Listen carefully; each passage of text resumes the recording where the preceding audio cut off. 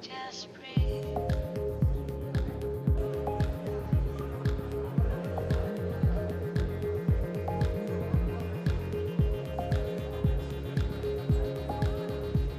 Les dîners de l'Atlantique, c'est une recette française antédiluvienne, reprise avec quelques changements, un petit remix, plus international, beaucoup plus éclectique en termes d'âge, beaucoup plus éclectique en termes de caste ou de corps.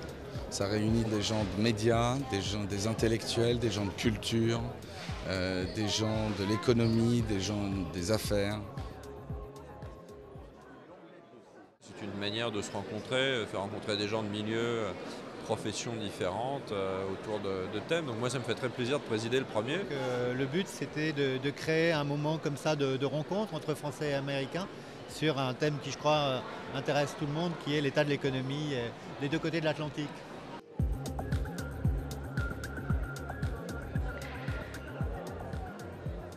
Derrière cette appellation, Dîner de l'Atlantique, il y a la conviction que la communauté de valeurs, mais aussi d'intérêts qui unit les deux rives de l'Atlantique doit amener Américains, Européens et les autres à travailler davantage ensemble à l'heure où la crise paraît rebattre les cartes de la puissance.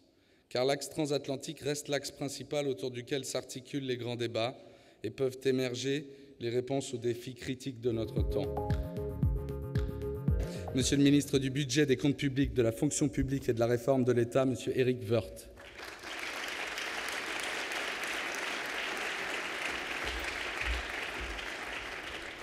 Il faut bien évidemment aujourd'hui qu'on continue non plus à amortir la crise, mais que plutôt on essaye de consolider, de vivifier la reprise. Quand on regarde cela, on se dit qu'on a des défis considérables devant, pas louper la sortie de crise, pas louper donc l'année 2010, qui peut être une année presque de convalescence, une année dans laquelle on renoue avec la croissance dans les différents pays. On voit des indicateurs ici ou là qui deviennent plutôt positifs. Et maintenant, je vais me permettre de passer quelques secondes à l'anglais. I'm going to invite hereby Mr. Rubini and Mr. Bavret to join me on stage. Nouriel is going to say a few words and then Nicolas will. With a bunch of countries like the US, UK, Australia, New Zealand, Ireland, Spain, Iceland, Dubai, Baltic states and so on, they were the consumer of first and last resort, spending more than their income, running current account deficits, while China, Germany, Japan, emerging Asia, Latin America were the producer of first and last resort, spending less than their income, running surpluses. Now the deficit country have to tighten their belt. They overspend, they need to spend less to reduce leverage and save more. But if the overspending countries are cutting domestic demand, while the over-savings countries do not compensate by reducing their savings and increasing their own demand, globally you have a glut of capacity and aggregate demand is not going to grow fast enough. Therefore, the global economy is going to be weaker than otherwise. So what's my view? It's a view of an anemic recovery, not just for the US, but also for other advanced economies like Eurozone and Japan.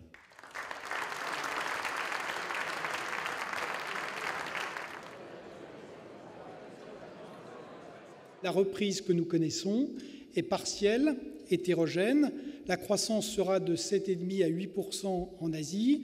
Elle sera autour de 1 ou 1,5% en Europe, aux États-Unis et moins au Japon. Nous sommes en train de sortir de récession. Cela ne signifie pas que nous sommes sortis de la crise.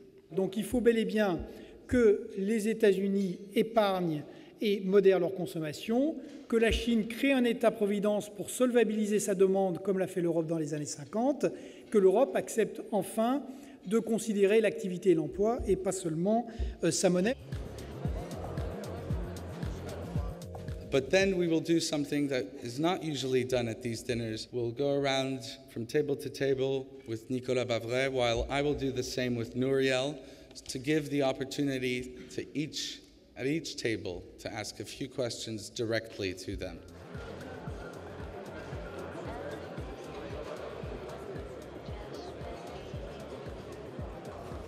Ce qu'on attend surtout, c'était le côté dîner de l'Atlantique, donc d'avoir un double regard croisé, un peu sur la situation aujourd'hui de l'économie, et savoir un peu ce qu'on pouvait faire pour améliorer les choses, et notamment pour améliorer la coordination entre les États-Unis et l'Europe. Écoutez, le prochain dîner de l'Atlantique est d'ores et déjà programmé, a priori pour le 26 janvier 2010, avec Jean-David Leavitt et Charles Rifkin, l'ambassadeur américain à Paris.